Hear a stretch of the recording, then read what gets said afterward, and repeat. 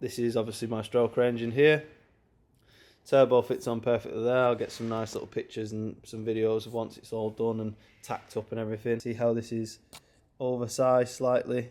It's not flush, because I know if you kind of count each bend, you can add a couple of mil or whatever in on each one. It's kind of wants to go in a direction. So the longer the length, the more it's going to shrink. Obviously this is only a short runner and it's only got 3 welds. I'm allowing for about 3 mil of shrinkage. This is what I'm allowing for. But this next one, because it's got such a long piece, how many welds? Got this one, so it's got 1, 2, a long length, 3, 4, 5, 6. I think it's got about 6 welds on it. So I'm allowing for a bit more shrinkage, and hopefully it'll pull it that way. I'll be overstepping this a lot slightly, and then that should allow for shrinkage. But I will be checking, so I'll weld, say 4 of them, and leave a straight piece or whatever part of the straight unwelded. I'll weld the two angle pieces, so I'll weld the 2 90s, these 90s, one on the straight, and then I'd probably leave the straight, leave it to cool, check it. If not, I can then cut it and then just make the adjustment that I need to. So that's pretty much it. Just got a rag on to protect the paint, because I've just been dropping all sorts of stuff and butchering the paint that's already on the block, which is annoying, but can be repainted. I'll set up the tripod on a nice little angle whilst I'm doing this, something like that, and yeah, set up a little time lapse and go from there. Another little trick, this is 1.25" scheduled pipe, and it fits in there perfectly. If you get the grinder and cut a nice slit down it and open it up, you can then prise it open to allow for a tighter fitment and squeeze it in, but it just helps locate where you want that to be. There's a bit of play in it, but it's better than, you know, when you've not got 9 pairs of hands. Another handy thing to do is when you're doing straights and stuff, cut a longer section, and I'll just put this down in a sec. Cut a longer section, and then you can push this into the angle. And if you've got like a straight run, even if it's 2 bits of angle, to be fair, if you made a shorter one than this, you can put these into the bend, and then you can put them together and keep them together, and you can kind of clock them. So if you put this in, it'll hold it dead center. You're not gonna have 9 pairs of hands, and then you can put some little lines or dots or whatever you want to do.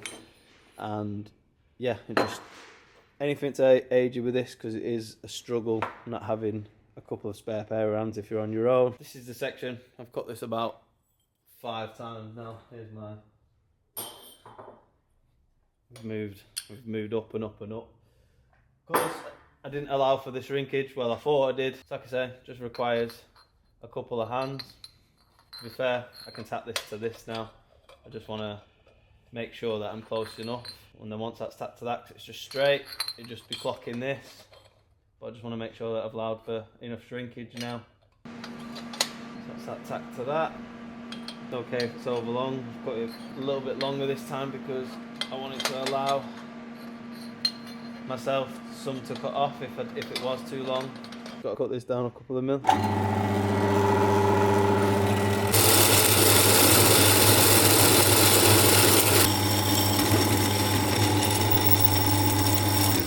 Just a quick blast with 100 amps.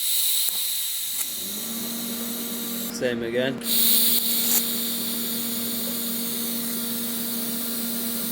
So that's what just a quick little shot of 100 amps will do. I think the tungsten's a bit dirty, but I'll wire brush them off and it'll be fine. That's exactly where I want it now. I'm happy with that. Good enough. Like I say, if it's too long, I'll just leave this weld or that one. I'll probably weld them 3, weld them 2, and then check the length. And then if I need to make an adjustment, I can take it out the straight there, which will be fine. So I've got that all tacked up now. Let's just check. I'd say it's why it's good to have that locator in there, because as you can see, it's not falling out. If it was, it'd just be sliding all over the place and I'd be struggling. So that's what the 1.25" is great for. Just check that everything's flush. That's square. The overhang's nice. That's where I want it. And then just take a marker pen. And if you just want to put some dots on the inside, work best on this stuff. Just put a dot. Don't know if you can see that's 3 dots in there. So that way I can fine tune my placement. Come back when that's done. So this is where I've got this section tacked up now. Just did it off camera, mocking it up because it was doing me head in. So this is what I was meaning by. So now I can clock this and I can mark it with my marker miles more easy than I could with trying to hold my hands there.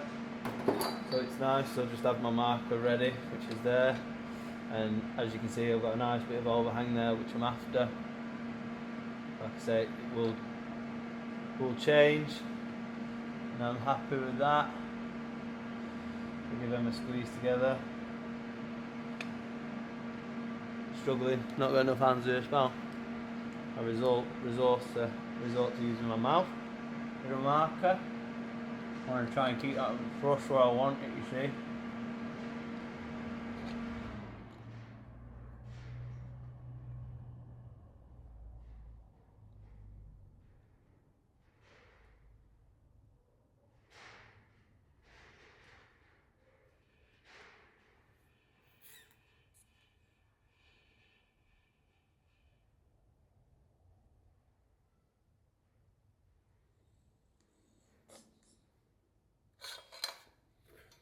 Worked out pretty well. So now I can just take that out, and I've got some marks there that I'm happy with, that I'll be able to get a decent tack on. Which is alright. I don't know if you can see that on camera. Get that tacked up and we'll see where we end up. So I've got that all tacked up. That is exactly where I want it. So I can take this off now, tack it all up, and then start on the next running. So I'll leave this little spigot in because I can take it out from the other side when it's welded, and then I just want to tack these as close as possible. Obviously there might be a bit of adjustment once it's welded, etc.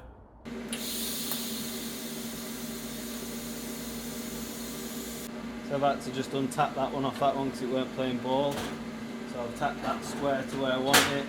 That all fits now. Fit up's nice there. So just tap this as well.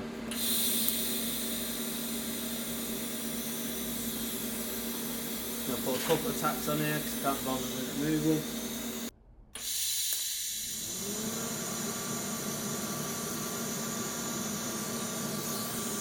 All this I'm going to clean up on the sander. It was a pain, but I got that spigot out of there. So like I say, come from the other side with this. A bit of light on it. As you can see, we've just allowed that runner to come over. Any adjustments we can make after. And then, yeah, this is how the manifold's looking so far. This is going to be my take on the 1.8 turbo. Obviously be able to purchase this. I like how the runners are running in. I like how I've got the runners running symmetrical, looking neat and tidy. And then I'll just throw it on the car now, and I'll turn the engine around, and we'll quickly just mock my turbo up, and then we'll carry on. But it's looking good underneath here. Loads of clearance, which is nice. Happy with how that's looking. Away from the block, looking mint, to be fair. So that's my G3900 that I'm going to be running on this. Looks absolutely massive on there. Still needs clocking, obviously it's not going to be facing that way because this is at the back of the engine, downpipe will run down here. Going to try and fit 3.5 inch exhaust on this. That's a 3 inch V-band, and then step it up, try and get 3.5 inch down to a 3 inch exhaust, and then still need to loosen these, clock this to the correct position. This will come over this way and then sweep back. I'm going to continue the same sort of 225, the BAM sort of style. Try and keep it as looking as OEM as possible, but with my take on it. But yeah, really happy with how that's coming together. Just 2 more runners to go.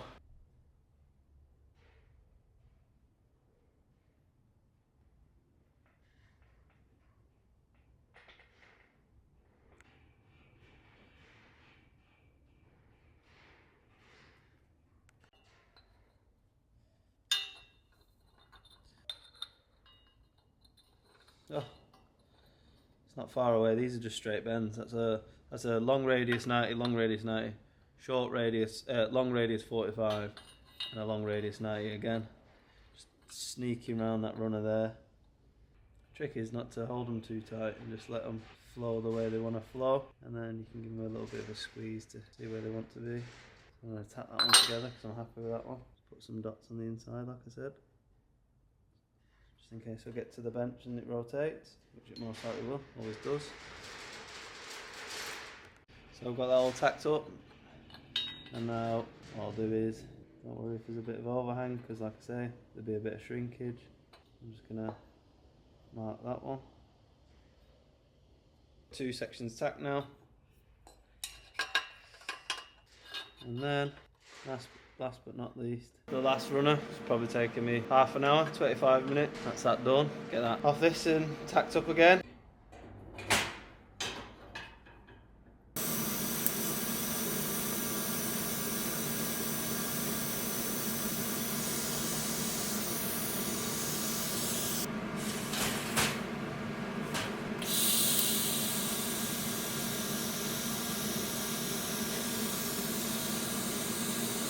Started mocking up this next one. There's a 45 on, just a long radius 45 on there, which puts me right in the centre. I could have angled this a bit. I wanted the turbo as close to the engine as possible, but could have done with just angling it a tiny bit just to allow for this V-band here. It's tight, but it's okay. So I've cut one down, 190 down, just gets me to the angle. The issue that I'm having is on just on a long radius 90 or even a short one. I don't like the aesthetic of the short ones off of that. I want it as a long radius to match this. It's just a bit too long, so it's just kinking this up too high. So what I'm doing is I am just taking 5mm off each of the front portion of this. So I'm just taking 5mm off there, which I've done off on that one. Might have to take 5mm off this one. Just put another one in the saw here now, which is just finished, where I've taken 5mm off here, just so that way I can just lose a bit and just take the height of it down.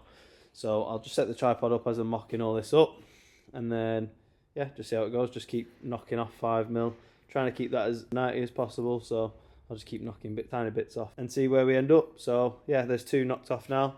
I'll set the tripod up and I'll just have a quick test run and just see where we're at. So I just cut this one down 5mm because it was a bit long. Wasn't ending up to where I needed it to be. Let's see. Oh, excuse me.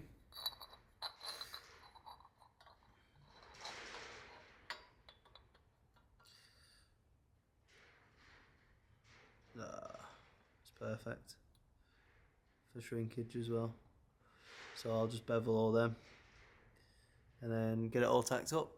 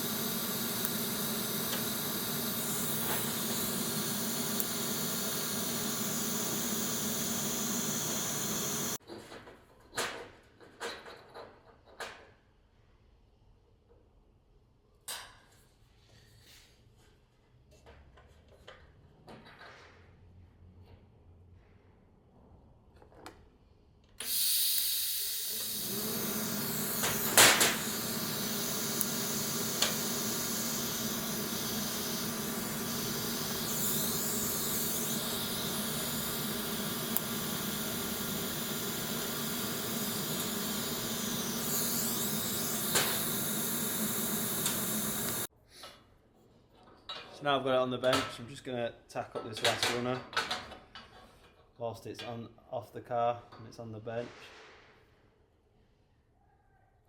Makes it easy for me.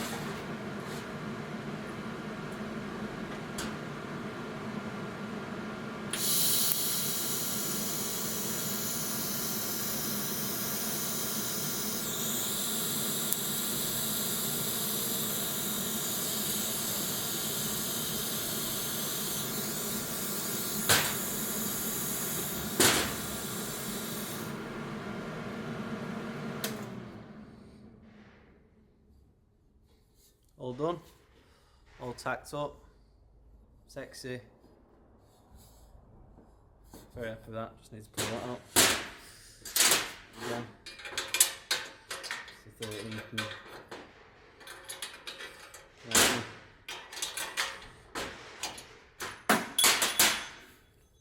Like I said, keeps all the runners in check. It's great to use that That's a tubular manifold for the 180, fully tacked up, ready to go. Obviously I'm coming from you in the future, so behind me it is all done, finished, beautifully welded. Next video I'll be covering all the processes to get this all welded up and get it looking as good as it does. You've got that to look forward to. Can't wait to get this in, running and driving. I'm not a million miles away. I've ordered the bolts for the flywheel. I've ordered some other parts. I've got parts coming here, there and everywhere for it. So I'm currently got the S4 in the background on the ramp. Engine is sat over there, all stripped down, ready for some parts. So in the middle of all this, you're going to see some B5 S4 content. I've ripped out the engine. I'm putting some tubular manifolds on it that I'm going to make downpipes, hybrid twin turbos, everything. So you've got that to watch as well. There's going to be more coming. There'll be a video to follow this with all the S4 bits, pulling the engine out, tearing it apart. And yeah, let's go. We've got a couple of builds on the go. I've got parts for this coming, got parts for the S4 coming. I've bought all sorts and we're going to cover it in loads of videos. And yeah, anything you want to see, let me know if you've enjoyed it. The comments really help on this, so the more you comment, the better, more engagement this video will get. Hope you've enjoyed this. We've got this all tacked up in the background, and in the end of the part 1 I'll put in a little clip of it all finished and done. So I'll just add that in here, give you a little sneak peek of what's to come in the next video. And yeah, so I'll see you in that one.